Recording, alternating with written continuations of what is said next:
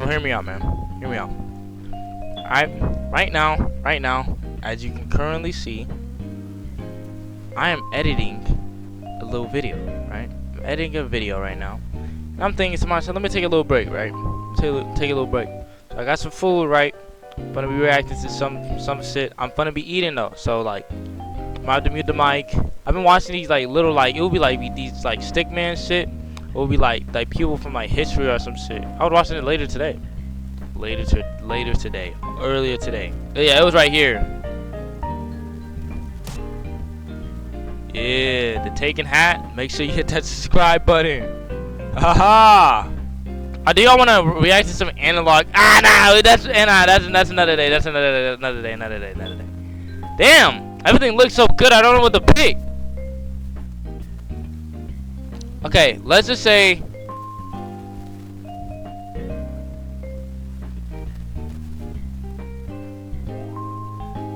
Yeah, serial killer. John Wayne Gacy.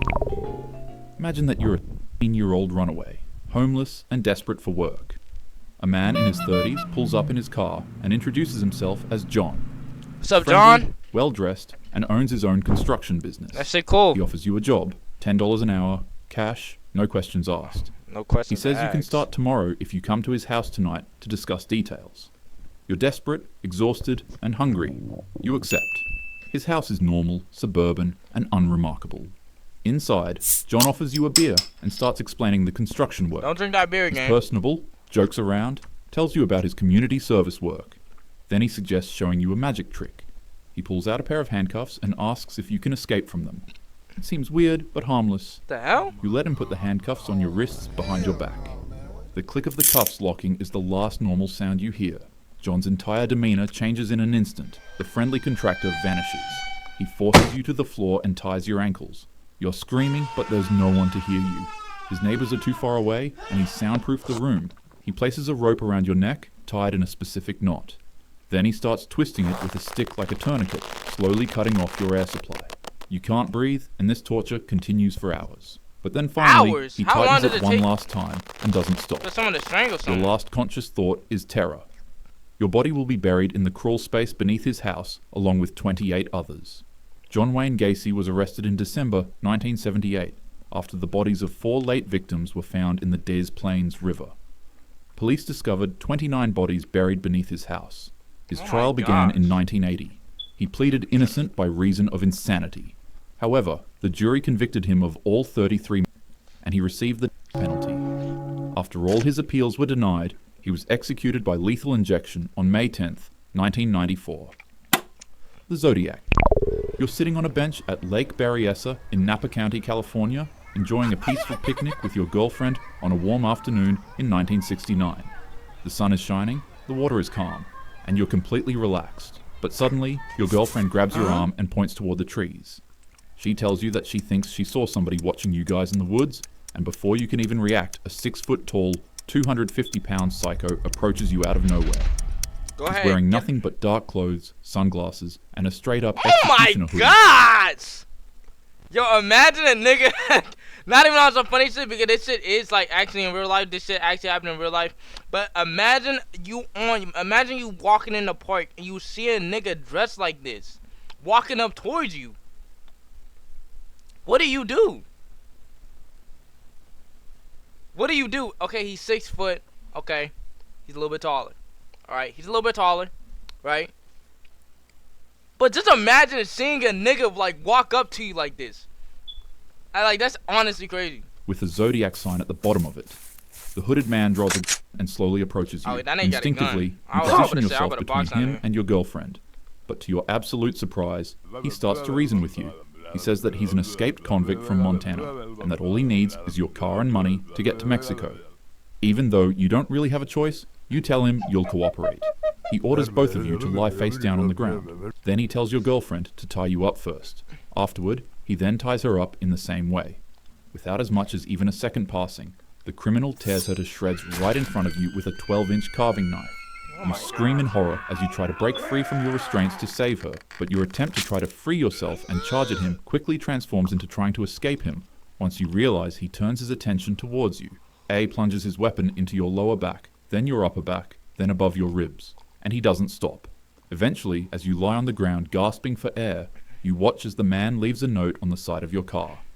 It'd have a ZODIAC sign on it, with the dates of 3 recent deaths and the words, "Buy knife," written besides them.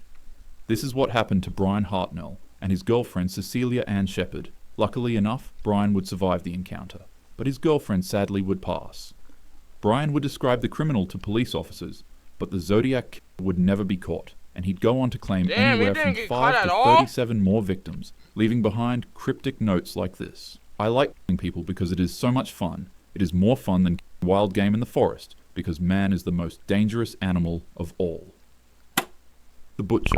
Imagine you're a 4-year-old waiting at a rural train station in Rostov, Soviet Union, in 1984. A middle-aged man in glasses approaches you, soft-spoken and grandfatherly. He says he knows a shortcut through the woods to the next town, and offers to show you the way. You're running late, and he seems harmless, so you follow him.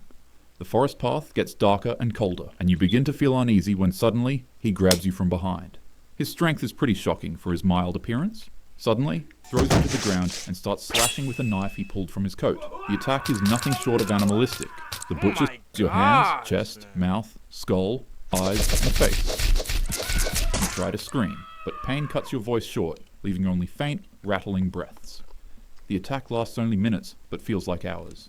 As you're losing consciousness from blood loss, you see him doing something unspeakable with the knife to your body. Your last sensation is the indescribable horror of understanding what's happening, but being too weak to stop it. Andrei Chikatilo murdered at least 50 people between 1978 and 1990. He was eventually identified as the chief suspect of his heinous crimes and arrested. While in court, he was kept in a cage because of his erratic behavior. On one occasion, he pulled down his pants and in front of the court. He was executed in a Moscow prison in 1994. Jeffrey Dahmer. Now imagine you're at a bar in Milwaukee on a Saturday night when a blonde man in his late 20s approaches you. Hold on. Is Milwaukee a state or a city? He's charming, good-looking, and well-spoken. He introduces himself as Jeff and offers to buy you a drink. He mentions he's a photographer and asks if you'd be interested in making some quick cash by posing for photos at his apartment. What do you mean by that? He offers you $50. You're broke, and he seems harmless enough, so you agree. His apartment is at 924 North 25th Street. It's neat and surprisingly clean. He offers you another drink, a strong rum and coke. You take a few sips, and within minutes, you start feeling dizzy and disoriented. Your vision blurs. You try to stand up, but your legs won't work. The room spins. Jeff is still talking, but his voice sounds distant and distorted. You collapse onto the couch. Then you wake up hours later. But something is wrong. You can't move your arms. You're handcuffed to something. Your head is pounding and your mouth tastes like chemicals. Jeff is standing over you now, and his demeanor has completely changed. The friendly photographer is gone. What remains is cold, empty, and calculated. He doesn't yell or threaten. He just tells you calmly what's going to happen. He's going to strangle you until you pass out. And then his freaky ass is going to take advantage of your unconscious body. If you wake up, he'll do it again. But eventually, you'll stop waking up. Your last conscious thoughts are of panic and confusion as his hands wrap around your throat and the world goes dark for the final time. In the same manner, Jeffrey Dahmer murdered 17 young men and boys between 1978 and 1991. He was arrested in July 1991 after one victim escaped. Harold Shipman. Imagine you're living your bonus years alone in Hyde, Greater Manchester. You've been feeling tired lately and short of breath. You call your family doctor, Dr. Harold Shipman, a respected general practitioner who's been practicing in the area for over 20 years. He makes house calls, which is rare these days, and he's always been so kind and attentive. He arrives at your home within an hour, black medical bag in hand. He takes your blood pressure, listens to your heart, and asks about your symptoms. He tells you it's likely just a circulation issue, nothing to worry about, but he'd like to give you an injection that will help. You trust him completely. He's your doctor. He prepares a syringe from his bag. You barely feel the needle go into your arm. Within seconds, a warm sensation spreads through your body. You feel relaxed, peaceful, almost euphoric. Dr. Shipman is asking you questions, but his voice is getting farther away. You're so tired suddenly. Your eyelids are impossibly heavy. You try to respond, but the words won't come. Your breathing slows, your vision narrows to a pinpoint of light, then disappears entirely. You die in your armchair, peacefully, never knowing your trusted doctor just you with a lethal injection of diamorphine. Harold Shipman was convicted of 15 patients in 2000, but investigators believe he killed between 215 and 250 people over his career. On January 13th, 2004, he hanged himself in his cell at Wakefield Prison. The bogeyman. In 1870, a man named Albert Fish suffered horrific as a child at an orphanage, where he was regularly beaten and as a result, he exhibited troubling behaviors that would escalate over the years of his life. Fish would lure children with promises of work, candy, or both. And in 1928, while pretending to be a wealthy man visiting a family's house to hire their son for work, Albert would convince the parents of a named Grace to let him take her to a birthday party. He didn't spontaneously do this, however. He was only able to take them after building trust and warmth with the family. And as you could guess, there was no party. Yo, what is so with He this took her nigga to an editing, abandoned bro? house, strangled her, dismembered her body, Oh, cooked her, shit. and ate her. 6 years later, Albert would send the family a letter saying this: "On Sunday, June 3rd, 1928, I called on you and brought you pot cheese with strawberries. We had lunch. Then Grace sat in my lap and gave me a kiss on my cheek. It was at this point that I made up my mind to eat her." The rest of the letter is What? disgusting, repulsive, and detailed. After reading it, Grace's traumatized parents were able to use it as evidence for officials to track and capture Albert. And after he was arrested, medical examinations revealed that Albert had inserted over 29 needles into his pelvic region and groin area. X-rays showed them embedded deep in his body, many having been there for years. He had hammered them into himself as punishment and as a twisted form of gratification. Sadly, Grace's fate would be the same of over 1 to 400 other children that Albert Fish did this to. He was later on executed by the electric chair in 1936 at 65 years old.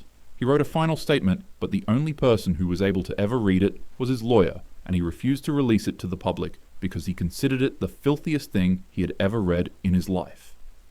Majority of people in real life are actually pretty normal, but nonetheless, bad apples still do exist, so always make sure that you're not out at night too late without your friends or family, and also, always let your loved ones know where you are at all times.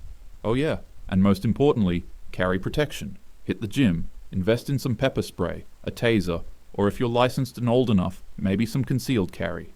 Anyways, have a happy day. Bro, I'm not gonna lie, bro. And the fact that there are actually, like, niggas, like, alright, let's not say that. There are actually a lot of people. Like, what be wrong with people? Like, rest in peace to the people that actually died, bro. I ain't gonna lie, bro. But the one thing that I'm kind of like, still like, what's it called? I'm still like, I can't talk. That I'm still like, kind of like confused about. How the fuck? Like, hold on. Like, so let's, you out in the park in public, gang, and you telling me you see a nigga dressed like this coming up towards you with a gun? I don't, maybe I like, whenever I hear like they outside like in a park, I'm thinking like there's civilization, kids going around playing football, all type of shit. How the fuck did this nigga deadass walk up on y'all? Like, not even on some hater shit. How? I don't think it was described the way he's describing it, because there's literally no way, if he's in a park and this guy comes up to you dressed like this, bro, like no side, bro. There's no side.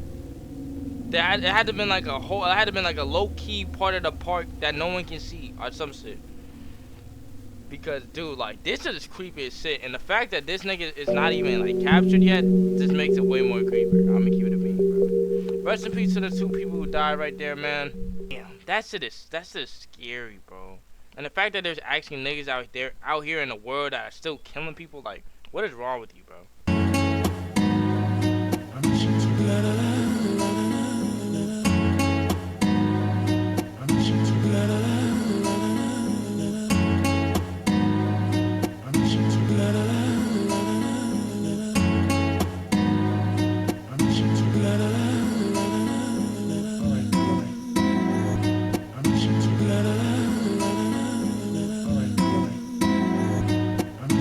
La la la for me.